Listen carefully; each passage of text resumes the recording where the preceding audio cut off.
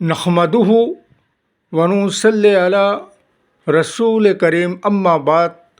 पश्चिम बांग्ला का पीर फुरफुरा दरबार शरीफ मुजद्दिदिया जमान फिर अबू बकर सिद्दीक रहमतुल्लाह अलैहि का संगठन ऑल इंडिया मुजद्दिदिया मिशन सर्वधर्म सम्मेलन कमेटी के सदस्यों हैं हम मोहम्मद आसिफ।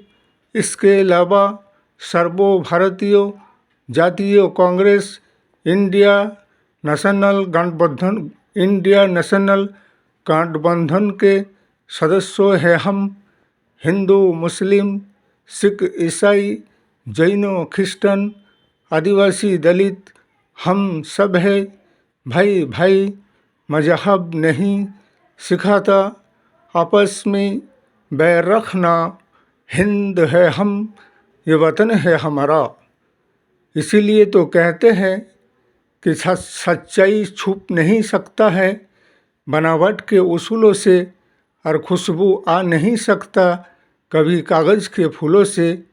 इसलिए कि बेईमान की ज़बान से ईमानदारी की बात शुबा नहीं देता है। कब से बेईमान ईमानदार हो गए हैं और ईमानदारी की बात करने लगे हैं। इसलिए कि बेईमान को तो हमेशा ईमानदार भी बेईमान नज़र आने लगता है, और अपने बुराइयों को छुपाने के लिए और अपने बुराइयों की बोझ को दूसरे विपक्ष पर उसके सर पर डालने के लिए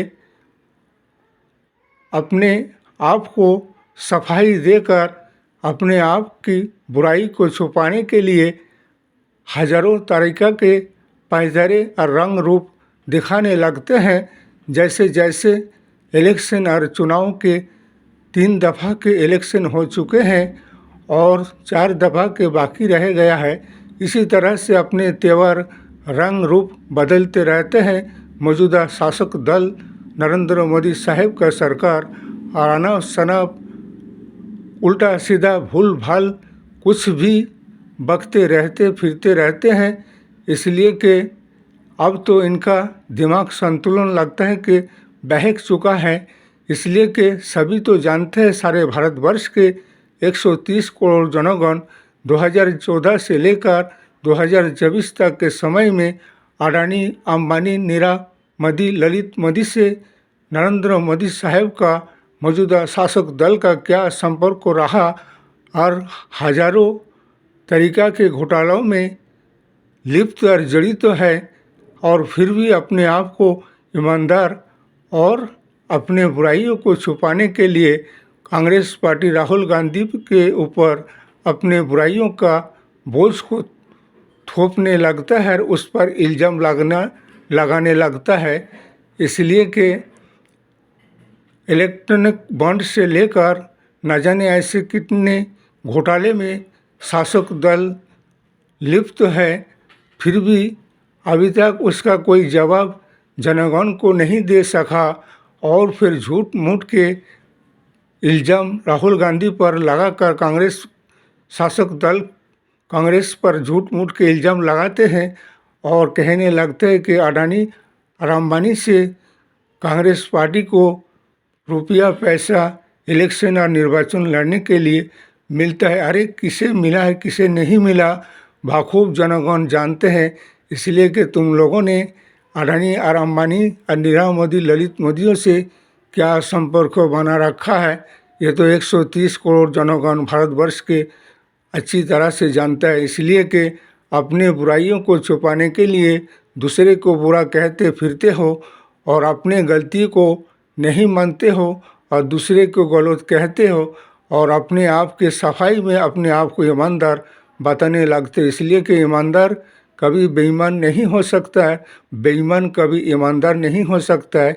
और बेईमानों के ज़बान से ईमानदारी की बात पहली बार ऐसे सुनने को मिल रहा है। इसलिए कि तुम्हारे ज़ुबान से भारतीय जनता पार्टी मौजूदा शासक दल के ज़ुबान से ईमानदारी की बात तो शुबा नहीं देता है। इसलिए कि तुमने तो कभी ईमानदारी का फ़र्ज निभाए नहीं, बल्कि हमेशा ही से बेईमानी बेइंसाफ़ी मक्कारी और गद्दारी करते आए हो, और झूठ मूठ के मामला केस मुकदमा में एक दूसरे विपक्ष को फंसा कर उसे बदनाम करते आए हैं और अपने बुराइयों को छुपाते आए हैं। इसलिए कि इलेक्शन के मौके पर बहुत से ऐसे बहकी बहकी बातें, अनाप शनाप आंट शांट भूल भाल कुछ भी बकते हो और जनगण को गुमराह करने की कोशिश में लगे रहते हो। इसलिए कि विकास के बारे में कोई चर्चा नहीं मिलेगा, बेरोजगारी के बारे में कोई चर्चा तुम्हारे जबान से नहीं मिलेगा। जनगण को बताओगे क्या, विकास करके दिखाया है क्या तुमने?